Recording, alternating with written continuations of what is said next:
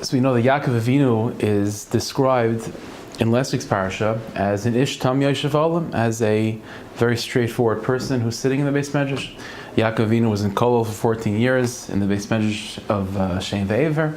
Yaakov Avinu means Torah study, means devotion to Torah learning. And in this week's parsha, Yaakov Avinu, that person who's yoshev olam, the person that's devoted to Torah study, is forced because of circumstances of life. He's forced to go to work. He's forced to go to the house of Lavan to make a living and to start building a family. And so I figured in this parsha it's therefore appropriate maybe to mention one idea about having a certain type of perspective when one is involved in business and all the things that maybe take us away from Torah study and davening, things that we'd otherwise maybe would want to do. There's a story that they say about the second Lubavitcher Rebbe, the Mittler Rebbe. There was a particular chassid of his. To make a long story short, this particular chassid was in Kailul for a long time, a very good learner, very serious, very devoted. And again, it came time for him to have to go make a living.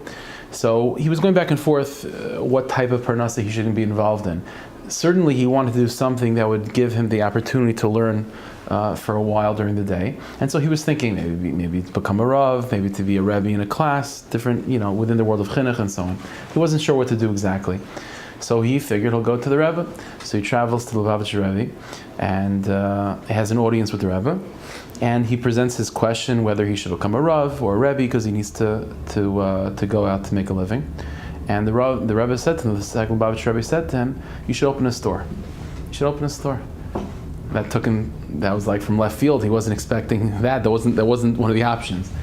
So the Rebbe read his mind, and the Rebbe said to him, listen, I understand. The reason why you're thrown by that is because your plan was that you want to take a profession that's going to give you the opportunity to stay in learning, to connect, to stay strong in learning. And you think that by going to work, by opening up a store, for example, you're going to be completely disconnected from Torah learning. But he said, let me ask you a question. He said, you've heard of the city of Shklov? He said, yeah. He said, you've heard of the city of Leipzig? He said, yeah. He said, you could have a merchant, for example, that's from the city of Shklov, and Leipzig, that other city, that's where many of the fairs were. Many of the business transactions took place in Leipzig. And now this merchant from Shklov has to travel to Leipzig, and Shklov to Leipzig is quite a distance. And this person, therefore, out of necessity, has to spend 8 months out of the year, in Leipzig. So it's interesting, said the Rebbe. He's spending the vast majority of his time in Leipzig, but when people talk to him, when people refer to him, how do they refer to him as? The merchant from Shklov. So it's this funny thing. He's not from Shklov anymore. He's from Leipzig. That's most of his time. So the Rebbe answered his own question. He said, obviously the answer is that although most of his time, quantity-wise, is spent in Leipzig, but when you ask him, where are you from, where do you live, what do you dream about when you think about going home? It's Shklov. So the Rebbe said to him, it's true that by opening up a store, for example, most of your time is not going to be involved in Torah study.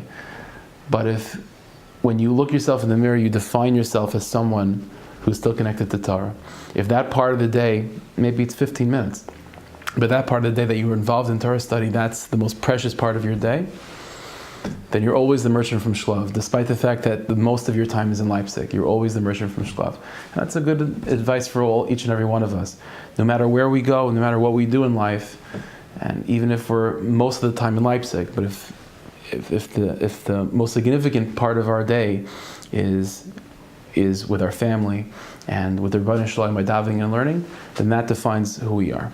So Hashem should help that we should enter into Shabbos with Menuchas Nefesh and Menuchas Guf, and both individually and collectively see the redemption of our people. Be as Kol Tzedek, Me'er V'Meinu Amen. Hashem, thank you, Hashem.